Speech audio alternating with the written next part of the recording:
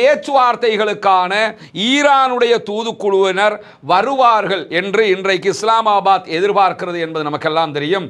இன்னைக்கு நைட்டுக்கு ஈரானுடைய தூதுக்குழு போவதற்கு வாய்ப்பு இருக்குது. ஆல்ரெடி அமெரிக்காவுடைய தூதுக்குழு கிளம்பிட்டாங்க. இந்த தாக்குதல்கள் இந்த யுத்த நிறுத்தத்தில் மிகப்பெரிய ஒரு சங்கடத்தை உண்டாக்க போகிறது. யுத்தத்தை உடனே நிறுத்தல் என்று சொல்லி சொன்னால், லெபனான் மீதான தாக்குதல்கள் நிறுத்தல் என்று சொன்னால் பேச்சுவார்த்தைகளில் நல்ல நிலை எட்டப்படாது என்று சொல்லி ஈரானுடைய அதிபர் மசூத் பெசக்ஷியன் மிக தெளிவாக சொல்லி இருக்கிறார். புனிதமிக்க மஸ்ஜிதுல் அக்ஸாவை மூடி வைத்திருந்தார்கள். கிட்டத்தட்ட 40 நாட்கள் மஸ்ஜிதுல் அக்ஸா மூடப்பட்டிருந்த நிலையில் இன்றைக்கு மீண்டும் மஸ்ஜிதுல் அக்ஸாவை திறப்பதாக இஸ்ரேலிய ஆக்கிரமிப்பு ராணுவம் அறிவித்திருக்கக்கூடிய செய்திகள் வெளியாகி இருக்கிறது. பேச்சுவார்த்தைகளுக்கு முன்பதாகவே இந்த யுத்த நிறுத்தம் முறிந்து விடுமோ, முடிவுக்கு வந்துடுமோ என்கிற அச்சம்தான் தற்போது வாஷிங்டன்ல உருவாகி இருக்கிறது என்று சர்வதேச செய்திகள் சொல்லக்கூடியதை அல் ஜசீரா எடுத்து காட்டியிருக்கிறாங்க. அதுக்கான காரணம் என்னன்னு கேட்டா,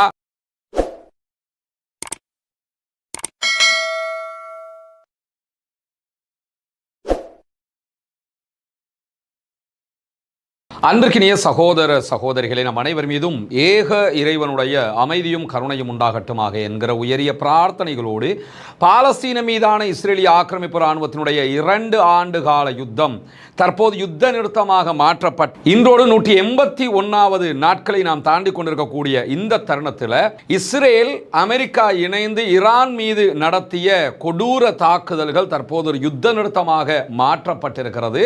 எதிர்வருகிற 2 வாரங்களுக்கு இந்த யுத்த நிறுத்தம் தொடரும், தற்காலிக யுத்த நிறுத்தம் தொடரும் என்று அறிவிக்கப்பட்டிருக்கக்கூடிய சூழல்ல நாளைய தினம் பாகிஸ்தான் தலைநகர் இஸ்லாமாபாத்தில் மிக முக்கியமான பேச்சுவார்த்தை நடத்தப்பட இருக்கிறது. அமெரிக்க அதே போன்று ஈரானிய முக்கியஸ்தர்கள் அந்த பேச்சுவார்த்தையில் பங்கெடுக்க இருக்கிறார்கள். இப்படியான சூழல்ல இந்த யுத்த நிறுத்தத்தை உலக நாடுகள் எல்லாமே வரவேற்றுக் கொண்டிருக்கக்கூடிய காட்சிகளை நம்ம பார்க்கிற அதே நேரம் அதே அளவுக்கு எல்லா உலக நாடுகளுக்கும் ஒரு மிகப்பெரிய பயமும் தொற்றிக் கொண்டிருக்கிறது. காரணம் என்னன்னா, தற்போது தொடர்ச்சியாக லெபனான் மீது இஸ்ரேலிய ஆக்கிரமிப்பு ராணுவம் தாக்குதல்களை நடத்தி வருகிறது. ஈரான் மிக தெளிவாக யுத்த நிறுத்தம்னா ஈரான் மீதும் லெபனான் மீதும் யுத்த நிறுத்தம் என்று வாதிட்டுக் கொண்டிருக்கிறது.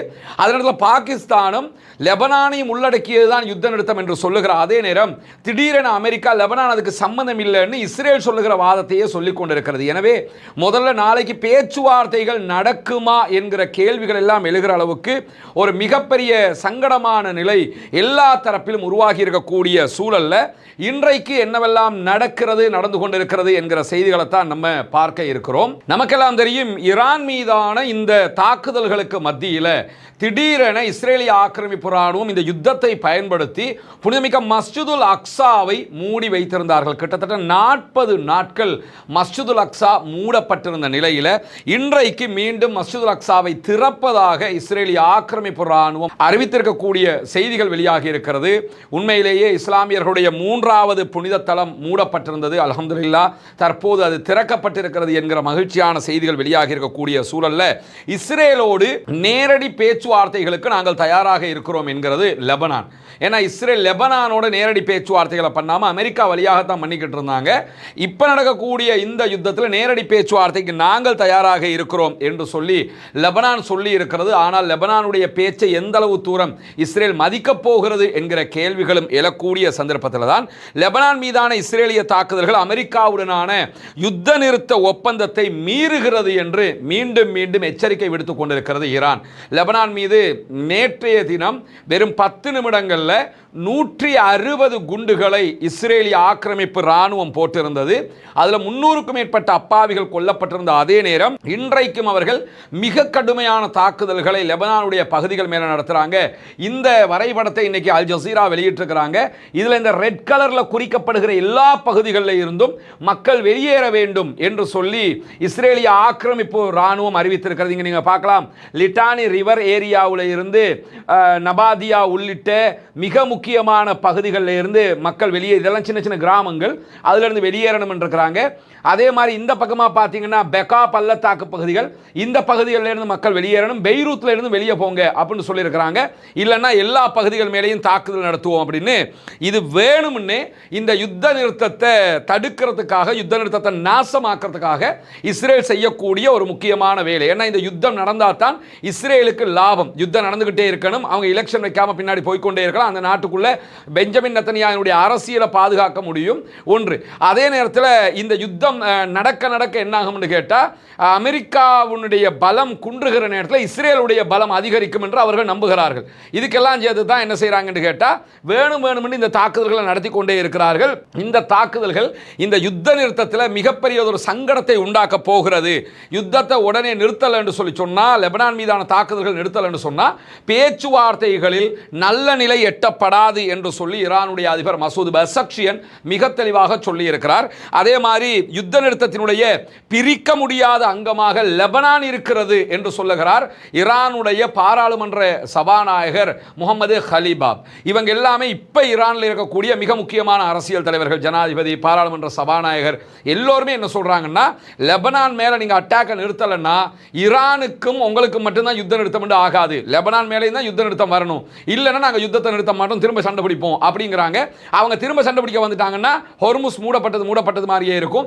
எல்லா நாடுகளுக்கும் அது பெரிய ஒரு சங்கடத்தை உண்டாக்கிரும்ங்கிறதுனால உடனடியாக இன்றைக்கு பல நாடுகளும் இது தொடர்பாக கருத்து சொல்லி இருக்கிறது.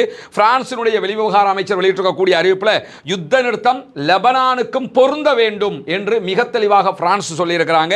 அதே மாதிரி பிரிட்டன் வெளியிட்டிருக்கக்கூடிய அறிவிப்பிலையும் யுத்த நிறுத்தத்தில் லெபனான் இன்க்ளூட் ஆகணும், லெபனானை தனியை விட்டுட்டு யுத்த நிறுத்தம் வந்துடாதீங்க, அப்படி செய்யக்கூடாது, நாங்கள் ஏற்றுக்கிற மாட்டோம் இருக்கிறாங்க.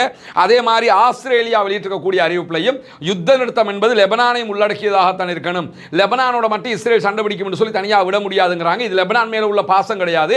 லெபனானோட யுத்த நிறுத்தம் இல்லை என்று சொல்லி சொன்னா ஈரான் அதை ஒப்புக்கொள்ளாது, ஹொர்முஸை மூடிடுவாங்க. ஈரான் யுத்தம் பண்ணுங்கிறது அத்தனை நாடுகளுக்கும் தெரியும்.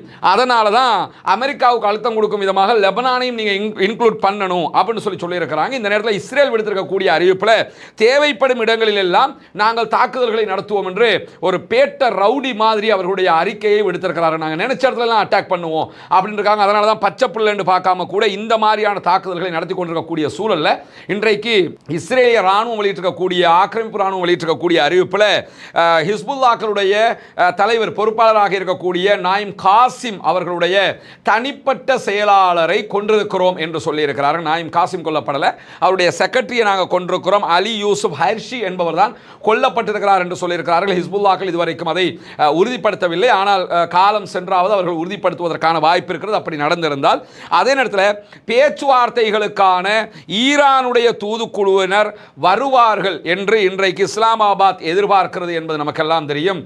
இன்னைக்கு நைட்டுக்கு ஈரானுடைய தூதுக்குழு போவதற்கு வாய்ப்பு இருக்குது. ஆல்ரெடி அமெரிக்காவுடைய தூதுக்குழு கிளம்பிட்டாங்க.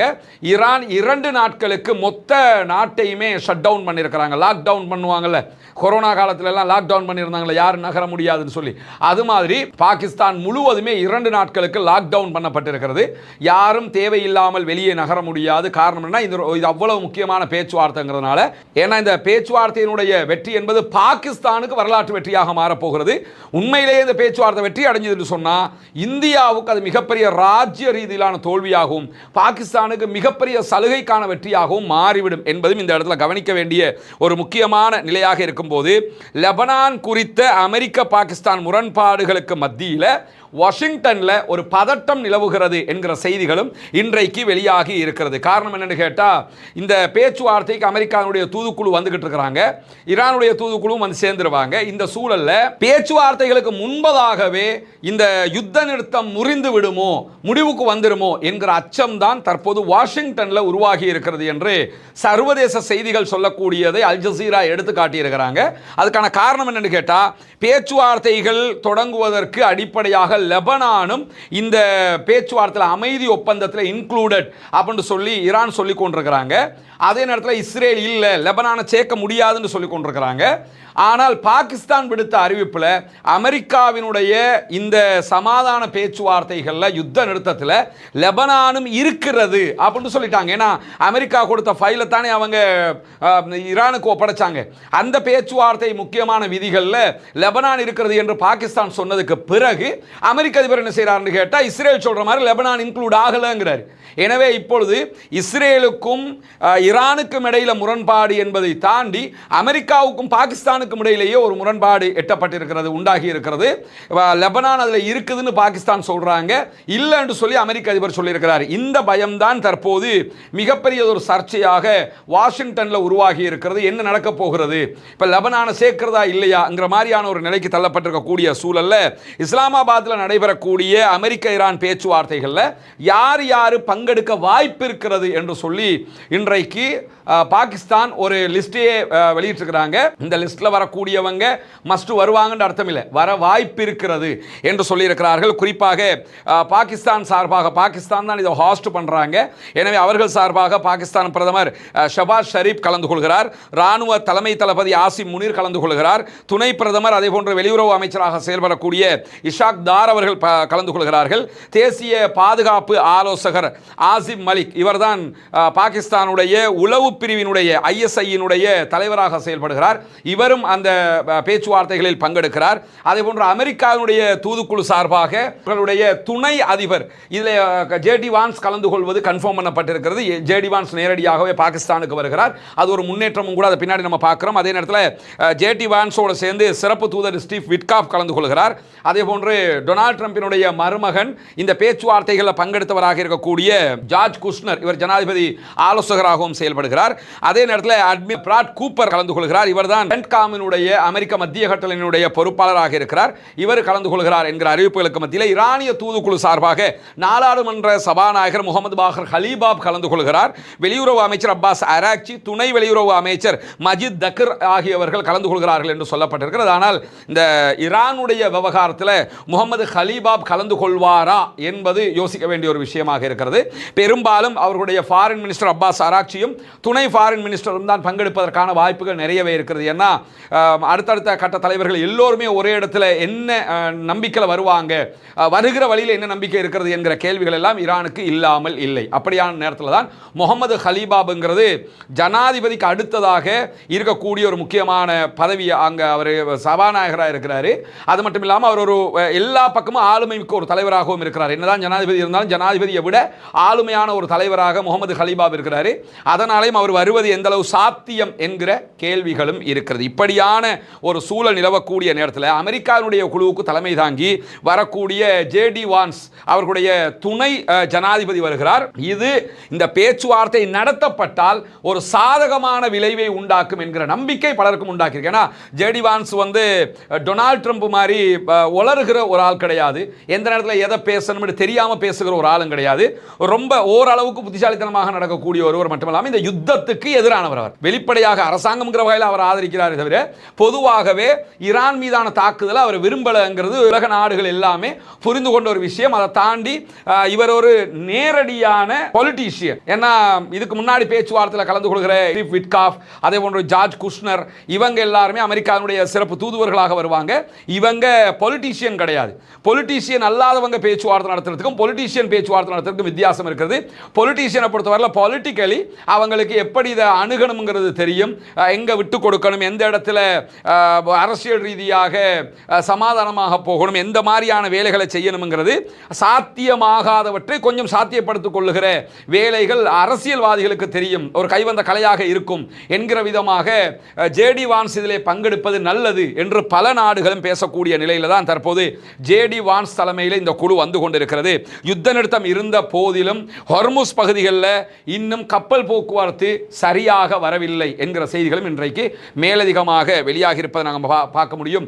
ராய்ட்டர் செய்தி நிறுவனம் வெளியிட்டிருக்கக்கூடிய கப்பல் கண்காணிப்பு தளங்களுடைய செய்தி பிரகாரம் கடந்த 24 மணி நேரத்துக்குள்ள 5 சரக்கு கப்பல்களும் ஒரே ஒரு எண்ணெய் கப்பலும் தான் இந்த பகுதியை கடந்து சென்றிருக்கின்றன. இவர்களும் ஈரான் இடத்துல அனுமதியை கேட்டு தான் போயிருக்கிறாங்க என்கிற செய்திகள் வெளியாகி இருக்கிறது. மேலதிகமாக என்ன, இந்த பேச்சுவார்த்தையில் நிறைய பேருக்கு டவுட் இருக்குது, இது நடக்குமா இல்லையா, நாளைக்கு தான் முடிவு வருங்கிறதுனால ரொம்ப கவனமாக இருக்கிறாங்க, எந்த நேரத்திலும் ஈரான் எதையும் செய்யக்கூடும் என்கிற நிலையில தான் ஹொர்முஸ் ஜலசந்தியில் ஒரு டோல்கேட்டை போட்டு பணம் வசூலிக்கிற ஒரு முறையை கையில் எடுப்பதற்கு தயாராகி கொண்டிருக்கிறது ஈரான். ஆல்ரெடி அவங்க அதை செஞ்சுக்கிட்டு தான் இருக்கிறாங்க. எனவே அதை செய்யக்கூடாது என்று சொல்லி இன்றைக்கு ஐரோப்பிய ஒன்றியம் தங்களுடைய கருத்தை சொல்லி இருக்கிறார்கள். ஹொர்முஸ் ஜலசந்திங்கிறது உங்களுக்கு மட்டும் சொந்தமானது இல்லை, அது ஒரு சர்வதேச கடல் பரப்பு, எனவே அதில் நீங்கள் எப்படி பணம் வசூலிப்பீங்க, அது எல்லா நாடுக்கும் பெரிய சிக்கலாக போயிடும், அதை நீங்கள் செய்யக்கூடாது என்று சொல்லி இருக்கிறார்கள். ஆனால் நாங்கள் பணம் வசூலிப்போம், அது எங்கள் உரிமை என்று சொல்லி ஈரான் சொல்லி இருக்கிறது. நாளைய பேச்சுவார்த்தையில் தான் அது தொடர்பான மேலதிக செய்திகளை நம்ம புரிந்து கொள்ள முடிகிற அதே நேரத்தில் இன்றைக்கு IRGC ஒரு முக்கியமான வரைபடத்தை வெளியிட்டிருக்கிறார்கள். அது என்ன வரைபடம் என்று சொன்னால், ஹொர்முஸ் ஜலசந்தியை கடக்கக்கூடிய கப்பல்கள் எந்தெந்த பகுதியால் நீங்கள் போகணும்ங்கிற வரைபடம் தான் முழுவதுமாக வெளியிட்டிருக்கிறாங்க. இந்த வரைபடத்தின்படி ஏன் அவங்க அப்படி சொல்லியிருக்கிறாங்கன்னு சொன்னால், இந்த வரைபடத்தை கவனிக்காமல் நீங்கள் போயிட்டீங்கன்னு சொன்னால் நாங்கள் கண்ணி வெடி வச்சிருக்கிறோம், அங்கெல்லாம் கப்பல்கள் மாட்டி அழிஞ்சு போயிருவீங்க. எனவே ஹொர்முஸை கடக்கிற எல்லா கப்பல்களும் எங்க கூட பேசிட்டு தான் நீங்க போகணும். போகாம நீங்க இஷ்டத்துக்கு போய் ஏதாவது வெடிச்சிட்டுன்னு சொன்னா அது எங்களுக்கு குறை சொல்லிடக்கூடாதுன்னு சொல்லி என்ன பண்ணியிருக்காங்கன்னு கேட்டால் இந்த வரைபடத்தை வெளியிட்டிருக்கிறார்கள். இந்த வரைபடத்தை வெளியிட்டது மட்டுமல்லாமல் இன்னைக்கு ஹொர்முஸ் ஜலசந்தியினுடைய தெற்கில் இருக்கக்கூடிய ஓமானுக்கு அருகாமையில் போய்கிட்டு இருந்த ஒரு எண்ணெய் கப்பலுக்கு ஐஆர்ஜிசி ஒரு அறிவித்தலை கொடுத்திருக்கிறார்கள். அது ஈரானுடைய கடற்கரைக்கு அருகில வடக்கு நோக்கி வந்து போங்க அப்படின்னு சொல்லியிருக்கிறாங்க. நீங்க போற வழி ரூடு பிழையானது, ஈரான் கடற்கரைக்கு அருகில கிட்ட வந்து நீங்க திரும்பிக்கிட்டு போகணும், இல்லைன்னு சொன்னா நீங்க போகிற வழியிலேயே வெடிச்சு செதறிடும், கவனமா இருங்கன்னு சொல்லி. ஏன்னா இது முழுவதுமாக கண்ணி வெடியை பதிச்சு வச்சிருக்காங்க, என்னெல்லாம் பண்ணி வச்சிருக்காங்க. இனி அமெரிக்க அதிபரை ஆட்டம் காணுவாரா இல்லையா, அதனாலதான் ஆட்டம் கண்டு இந்த நிலைமைக்கு வந்திருக்கிறாங்க. இந்த நேரத்தில் தான் நாளைய தினம் அமெரிக்க ஈரான் பேச்சுவார்த்தை நடக்க இருக்கக்கூடிய சூழல்ல ரமதானுடைய மாதத்துல நம்ம உங்களிடத்தில் மீண்டும் மீண்டும் வேண்டிக் கொண்டு வந்ததுதான் உங்களுடைய ஜகாத் மற்றும் சதகா நிதிகளை இலங்கையினுடைய கிழக்கு பகுதிகள் பொத்துவில்ல செய்து வரக்கூடிய இஸ்லாத்தை ஏற்றுக்கொண்ட சகோதர சகோதரிகளுக்கான வீடு கட்டும் கட்டுமான பணிகளுக்கு தந்து உதவுங்கள் என்று சொல்லி. ஏன்னா ஜகாத்தை பெறக்கூடிய தகுதி படைத்த 8 கூட்டத்தாரில் இந்த இஸ்லாத்தை ஏற்றுக்கொண்ட சகோதரர்களும் அடங்குகிறார்கள். அவர்கள் ஏழைகள் என்கிற காரணத்தினால அவர்கள் மிஸ்கீன்கள் அதே போன்று ஃபக்கீர்கள் பட்டியலையும் வருவாங்க. மொத்தத்தில் ஜகாத் பெறக்கூடிய 8 கூட்டத்தில் 3 கூட்டத்தினுடைய நன்மைகள் அவர்களுக்கு கொடுக்கக்கூடிய உதவிகளால் நமக்கு கிடைத்துவிடும் என்கிற செய்திகளை உங்களுக்கு நம்ம தொடர்ந்து சொல்லிக் கொண்டு வந்தோம். அங்குள்ள காட்சிகளையும் நம்ம காட்டியிருந்தோம். ஏற்கனவே 5 வீடுகளை நம்ம கட்டி கையளிச்சிருக்கிறோம். அந்த காட்சிகள் எல்லாம் தொடர்ந்து நீங்கள் பார்த்து வருகிறீர்கள். அதை தாண்டி இன்னும் 9 வீடுகள் கட்ட வேண்டிய தேவை இருக்கிறது. மொத்தம் 14 வீடுகள் என்கிற தகவல்களை உங்களுக்கு நம்ம சொல்லி வந்தோம். அதற்கான உதவிகளை நீங்கள் தொடர்ந்து வழங்கி வருகிறீர்கள். உங்களுடைய ஜக்காத்து தான தர்மங்களை தந்து வருகிறீர்கள். அந்த அடிப்படையில் தற்போது நம்ம 6வது வீட்டை கட்டுகிற பணியை ஆரம்பித்திருக்கிறோம். அதனுடைய காட்சிகளை தான் நீங்க முன்னாடி பார்க்கிறீங்க. நீங்கள் தரக்கூடிய உதவிகளை கொண்டுதான் மக்களுக்கு தேவையான ஏழை எளிய மக்களுக்கு உரிய எல்லா காரியங்களையும் நம்ம பண்ணி வர்றோம். தித்வா புயலுக்கான பணிகளாக இருந்தாலும் சரி, அதற்கு பிறகு வாட்டர் டேங்கை நம்ம ஓப்பன் பண்ணி கொடுத்ததாக இருந்தாலும் சரி, மற்ற எல்லா பணிகளும் நீங்கள் தரக்கூடிய ஜகாத்து தான தர்மங்களை கொண்டு ஏழைகளுக்கு முறையாக செய்யப்பட்டு வருகிறது என்பது உங்களுக்கு தெரியும். அந்த அடிப்படையில் தான் தற்போது அல்ஹம்துலில்லாஹ் 6வது வீடை கட்டுகிற பணியை நம்ம ஆரம்பிச்சிருக்கிறோம். இந்த பணி தொடர்ந்து நடைபெற்று 14 வீடுகளும் மீதி இருக்கக்கூடிய 9 வீடுகளும் கட்டி முடிக்கப்பட வேண்டும் என்பதுதான் என்னுடைய பிரார்த்தனையும் நிச்சயமாக உங்களுடைய பிரார்த்தனையாகவும் இருக்கும். எனவே இந்த பணியை சிறப்பாக முடிப்பதற்காக தொடர்ந்தும் உங்களுடைய உதவிகளை வாரி வழங்குங்கள் என்கிற கோரிக்கையை இந்த இடத்திலே முன்வைத்துக் கொள்கிறேன். இன்றைக்கு சவுதி அரேபியாவினுடைய ஃபாரின் மினிஸ்டர் வெளிவிவகார அமைச்சர் இளவரசர் ஃபைசல் பின் ஃபர்ஹான் அல் சவுத் அவர்கள் ஈரானுடைய ஃபாரின் மினிஸ்டர் அப்பாஸ் அராக்சியோடு நிலைமைகள் தொடர்பாக பேச்சுவார்த்தை நடத்தி இருக்கிறார் என்கிற செய்திகள் வெளியாகி இருக்கிறது. அடுத்த கட்டமாக என்ன செய்ய போறீங்க, நாங்க என்ன பண்ணிக்கிட்டு இருக்கிறோம், இந்த மாதிரி விஷயங்களை நாங்கள் பகிர்ந்துக்கிட்டோம், நாளை தினம் பேச்சுவார்த்தை இருக்கிறதுனால இதையெல்லாம் நாங்கள் பேசிக்கிட்டோம் என்று சொல்லி இன்றைக்கு சவுதி அரேபியா விடுத்திருக்கக்கூடிய அறிவிப்பையும் பார்க்க முடியும், ஈரான் விடுத்திருக்கக்கூடிய அறிவிப்பையும் பார்க்க முடியும். எனவே இரு நாடுகளும் ராஜதந்திர ரீதியாக ஒரு பேச்சுவார்த்தையை இந்த யுத்தத்துக்கு பிறகு, இந்த யுத்தம் உச்சத்தில் இருந்ததுனால கடந்த சில நாட்களுக்கு பிறகு முதல் தடவையாக இருதரப்புமே பேச்சுவார்த்தை நடத்தி இருக்கிறார்கள். அது ஒரு நல்ல சுமூகமான முன்னேற்றமும் கூட. ஏன்னா சவுதி மேல அவங்க தாக்குதல் நடத்தல, குவைத் மேல தாக்குதல் நடத்தல, எந்த நாட்டையும் இலக்கு வச்சு நடத்தல, அங்கிருந்து அமெரிக்காவுடைய பேசுகளை இலக்கு வச்சு தான் தாக்குதல் நடத்தி இருக்கிறாங்க. அந்த அடிப்படையில் அந்த நாடுகள் இவர்களோடு கோபப்படுவதற்கும் எந்த நியாயமும் கிடையாது என்பதையும் எல்லோருமே புரிந்து கொண்டிருக்கிறார்கள். அவர்கள் இருதரப்புமே பேச்சுவார்த்தை நடத்தியிருக்கக்கூடிய சூழலில் தான் நாளைய தினம் மிக முக்கியமான பேச்சுவார்த்தை நடைபெற இருக்கிறது. பொறுத்திருந்து பார்ப்போம் என்னவெல்லாம் நடக்கிறது என்பதை. நாளைக்கு நடக்க இருக்கக்கூடிய இஸ்லாமாபாத் பேச்சுவார்த்தைகளை உடனுக்குடன் உங்களுக்கு நம்ம அப்டேட் பண்ணுவதற்கு தயாராக இருக்கிறோம். என்னவெல்லாம் அங்கு நடக்கிறது, அடுத்தடுத்து என்னவெல்லாம் நடக்கலாம். நாளைய பேச்சுவார்த்தை அமைதிக்கான மிக சுமூகமான சிறந்த பேச்சுவார்த்தையாக மாற வேண்டும் என்று அல்லாஹ்விடத்தில் பிரார்த்தனை செய்யுங்கள். யுத்தங்கள் ஓய வேண்டும், சண்டைகள் நிறுத்தப்பட வேண்டும், ஆக்கிரமிப்புகள் நிறுத்தப்பட வேண்டும் என்கிற பிரார்த்தனை அல்லாஹ்விடத்திலே முன்வையுங்கள். நாளைய தினம் அமைதி திரும்பும் விதமாக 2 தரப்பாரும் விட்டுக் கொடுப்புகளை செய்து இந்த யுத்தத்தை முடிவுக்கு கொண்டு வர வேண்டும் என்பதுதான் அனைவருடைய எதிர்பார்ப்பாகவும் இருக்கிறது. ஜனநாயக ரீதியாக தொடர்ந்தும் ஆக்கிரமிப்பாளர்களுக்கு எதிராக குரல் எழுப்புவோமாக. அல்ஹம்துலில்லாஹி ரப்பில் ஆலமீன்.